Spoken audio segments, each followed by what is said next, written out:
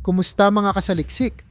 Sa mundong puno ng hiwaga at kababalaghan, hindi mo talaga masasabi kung anong nilalang ang susulpot sa susunod na kanto. Baka isang dambuhalang lobo, baka isang halimaw na gumagapang sa dingding.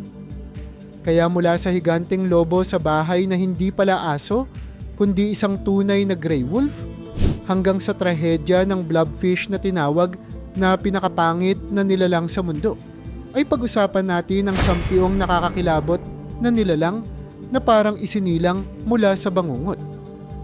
Kaya kung handa ka na, simulan na natin. Number 10. Higanteng lobo sa bahay. Isang nakakaantig at nakapanggigilalas na kwento ang sumabog online matapos madiskubre ng isang lalaki sa Russia na hindi pala aso ang kanyang inampon, kundi isang North American Grey Wolf. Akala niya ay normal lang itong cute na tuta. Pero habang lumalaki ito, napansin niyang kakaiba ang laki ng mga paa, kulay ng mga mata, at ang porma ng katawan. Habang tumatagal, unti-unti niyang napagtanto ang nakakabiglang katotohanan. Ang alaga niya ay isang tunay na ligaw na hayop. Isang nilalang na kayang tumalo sa karamihan ng mababangis na hayop sa kagubatan. Ngunit imbes na maging delikado, ang wolf ay lumaking malambing at matapat. Ang pagkakaibigan ng tao at hayop na ito ay tila hinango sa pelikula. Isang banding na binuo ng kabutihan at malasakit. Mula sa isang nakapangingilabot na posibilidad, ay naging kwento ito ng pag-asa na nagpapatunay na kahit ang mga kinatatakutan nating nilalang ay marunong din palang magmahal. Hindi lang ito basta kwento ng hayop. Isa itong paalala na minsan, ang pinakamapanganib na nilalang ay maaaring ang pinakamatapat ding kaibigan. Number 9. Higanteng alimaw na gagamba. Kung ikaw ay may arachnophobia, huminga ka muna ng malalim dahil ang encounter na ito ay hindi mo gugustuhing maranasan. Isang lalaking naglalakad sa kanyang bahay ang biglang napatigil sa takot nang makita niyang pababa sa hagdan ang isang giant spider na halos 6 na baitang ang tinatalon sa bawat galaw. Hindi ito ordinaryong insekto. Mabilis, malaki, at parang may sariling plano ng pananakop. Mula sa galaw nito, parang isang nilalang na kinuha mula sa mga bangungot ng horror films. Nag-viral ang video dahil sa misteryosong pagtatapos nito. Naputol ang footage habang papalapit ang gagamba sa lalaking kumukuha ng video. Nakatakas kaya siya? O siya na ba ang naging almusal ng halimaw? Ang tanong ay nananatiling walang sagot. Ang eksenang ito ay nagpapaalala sa atin na kahit sa pinakaligtas na sulok ng ating mga tahanan, pwedeng sumulpot ang isang nilalang na magpapagulo ng ating gabi. Kaya bago ka matulog ngayong gabi, siguraduhin mong walang gumagapang sa ilalim ng kama mo. Number 8. Pagkagulantang sa pagong. Hindi pangkaraniwan ang eksenang nasaksihan ng isang lalaki habang naglalakad sa tabi ng isang lawa. Isang pagong na may 2 ulo. Oo, hindi ito biro. Bawat ulo ay may sarili nitong galaw at tila may kanya-kanyang layunin. Minsan ay nagtutulakan pa kung saan sila dapat pumunta. Hindi ito CGI o Photoshop, kundi isang tunay na anomalya ng kalikasan na tinatawag na bicephaly. Parang hinati sa 2 nilalang ang isang katawan ng pagong. 2 isipan, isang katawan, isang kahindik-hindik na tanawin. Habang nakatitig ang lalaki sa kakaibang hayop na ito, hindi niya mapigilang mapaisip, ano kaya ang pakiramdam ng may kaagaw sa bawat galaw mo? Nakakatuwa man ito sa unang tingin. Hindi rin maikakaila ang halong hiwaga at takot. Sa mundo, kung saan ang normal ay may isang ulo lang, ang pagong na ito ay patunay na minsan ang kalikasan ay lumiliko sa landas ng kababalaghan. Number 7. Higanteng garapatas ng tao. Isang estatwa ng human-sized stick ang nagpasabog ng internet at hindi mo ito gugustuhing makita sa panaginip mo. May 8 galamay at mukhang hayok sa dugo, Ang eskultura ay may mala spider na itsura na sapat para mawalan ng tulog ang makakita. Pero teka, hindi ito basta laruan. Ito ay isang sining na may layuning takutin. At successful ito. Ang artist ay gumawa ng obra upang ipakita ang panganib ng tunay na garapata. Ngunit ang naging epekto ay mas higit pa sa inaasahan.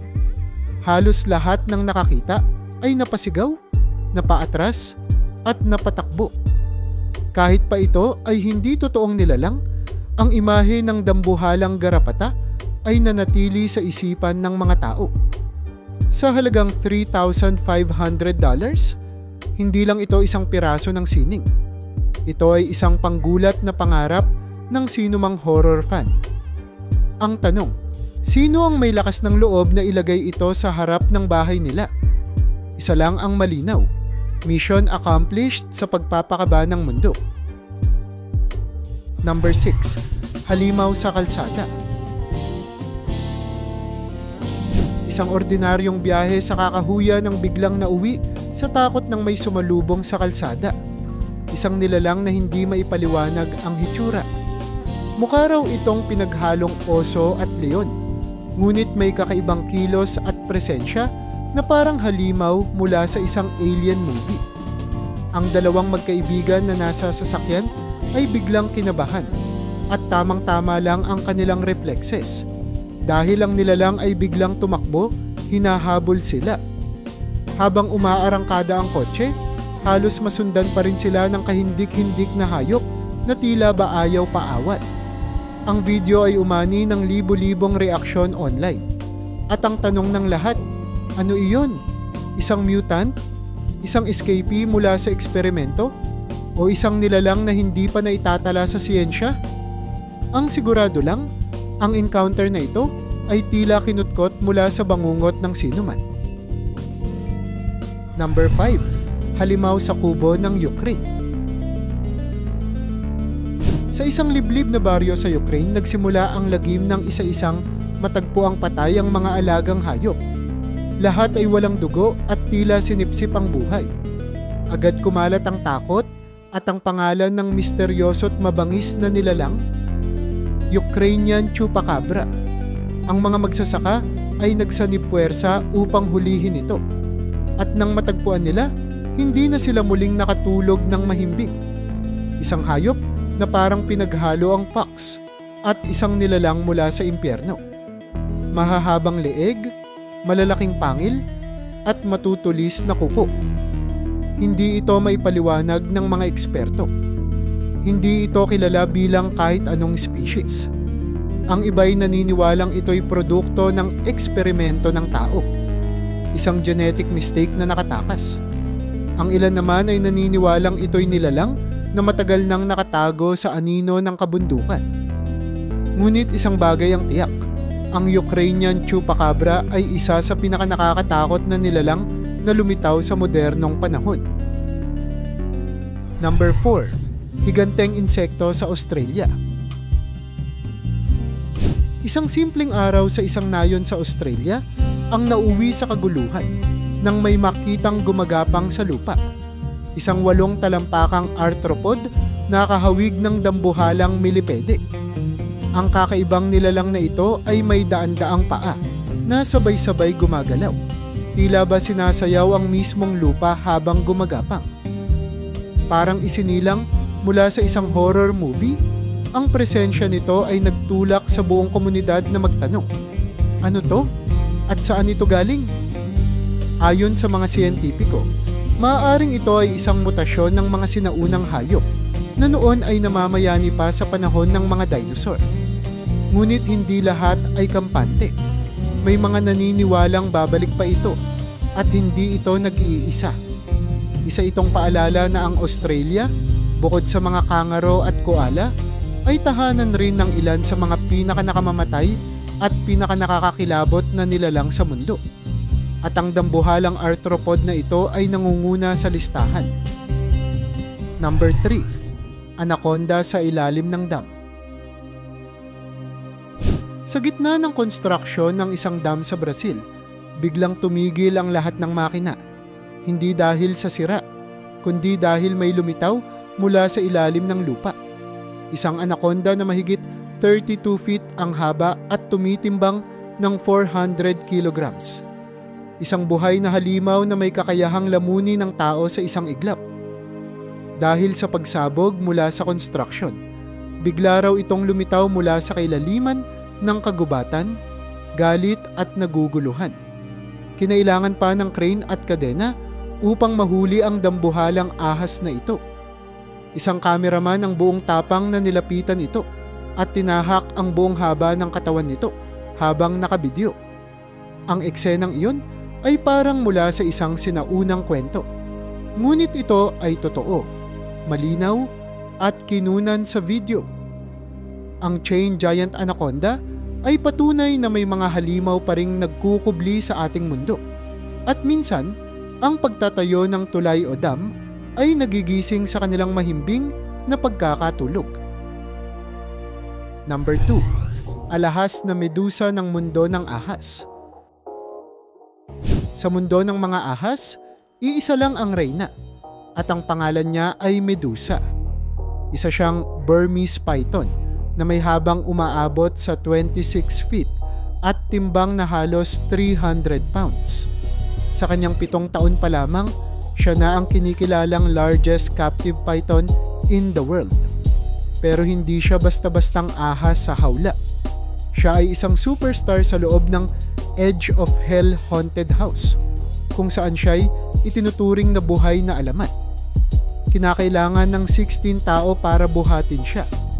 Ganoon siya kalaki, pero ang mas nakakakilabot ay hindi lang ang laki niya, kundi ang kanyang presensya.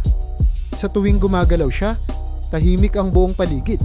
Parang alam mong may kapangyarihang mas matanda pa kaysa sa ating lahat. Nakakamangha siya, pero may halong kaba dahil isang maling galaw lang at baka hindi na ito palabas. Sa likod ng kanyang katahimikan ay isang paalala. Ang tunay na halimaw ay hindi laging naglalaway o sumisigaw. Minsan, nakatingin lang ito sa iyo, tahimik at naghihintay. Number 1. Trahedya ng blobfish.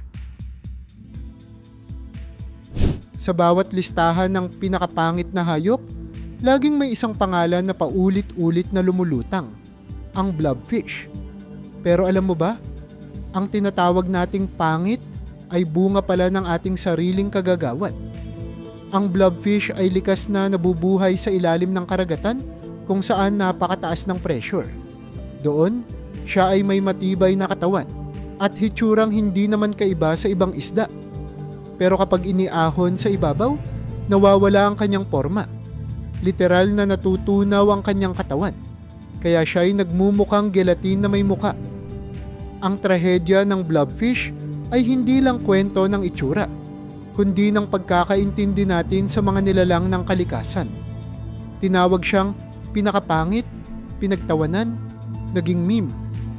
Ngunit sa likod nito ay isang nilalang na hindi dapat hinuhusgahan dahil lang sa kanyang panlabas na anyo. Isang tahimik na paalala na sa ilalim ng dagat, may mga nilalang tayong hindi pa lubusang nauunawaan. At hindi natin karapatang hatulan sila batay lang sa hitsura nila sa ating mundo.